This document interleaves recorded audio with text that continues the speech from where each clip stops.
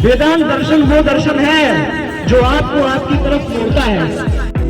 मैं आपसे पूछना चाहता हूँ, आपका असली नाम क्या है कि आज भी निर्भया केस के बाद वही केस फिर से रिपीट कैसे हो रहा है? आप कौन हैं? तो आप लगातार अपनी कोई ना कोई पहचान बताते रहेंगे।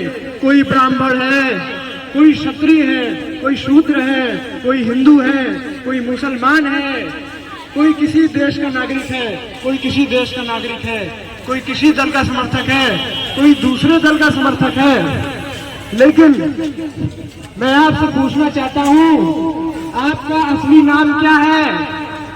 और इस पर चिंतन किया हमारे वेदांत दर्शन ने। वेदांत दर्शन, वेदांत दर्शन वो दर्शन है जो आपको आपकी तरफ मोड़ता है। आप लगातार बाहर की ओर देख रहे हैं, आप लगातार बाहर के दृश्यों को देखते हैं, घूमने के लिए जाते हैं, कार्यों पर जाते हैं, काम करते हैं, अपने लिए सरकारें चुनते हैं और लगातार देखते हैं कि समाज में समस्याएं बनी हुई हैं।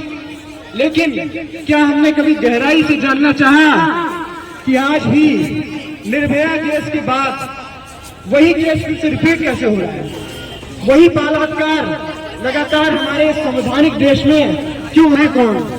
यहीं से उसका समाधान मिलेगा। दोस्तों, आज मैं आपसे पूछूं कि आप है कौन? आप लगातार बताएंगे मैं पुरुष हूं, मैं स्त्री हूं, मैं ब्राह्मण हूं, मैं क्षत्रिय हूं। लेकिन मैं आपको बता दूं, अगर आप सनातन धर्म की माने, आप ये सब नहीं है। इस प्रक्रिया को वेदांत में कहा गया नेति नेति, और आचार्य शंकर का निर्वाण सत्यम। वो तार आपकी बाहरी झूठी पहचानों को नकारते चलते हैं। हम आज बनारस की पावन धरा पर यहाँ पर आचार्य प्रशांत जी का बुक स्टॉल लेकर आए हुए हैं। हम सब यहाँ पर शिव की उपासना करने आते हैं, शिव की उपासना। पूरे दुनिया से लोग बनारस की इस पावन धरा पर आते हैं। लेकिन अगर हमें जानना है कि वास्तविक शिव है कौन, शिव है कौन, तो हमें वेदांत की ओर जाना होगा। शिव हमारे मन का वो चरम बिंदु है जब कोई भी प्राकृतिक गुण नहीं रह जाते, कोई भी मन का दोष नहीं रह जाता, कोई भी अज्ञान नहीं रह जाता। शिव उस अवस्था का नाम है। एक देश दूसरे देश का शोषण कर रहा है, घर में लड़ाइयां हो रही हैं, समाज में लड़ाइयां हो रही हैं। इसका क्या है? शायद इसका कारण यह है कि आप जो खुद को मान बैठे हैं वो आप नहीं।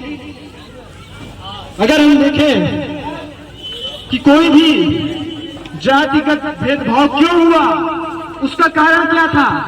उसका कारण यह था कि कुछ व्यक्ति अपने आप को शरीर के आधार पर ऊंचा मान बैठे थे और कुछ व्यक्ति अपने आप को शरीर के आधार पर नीचा मान बैठे थे।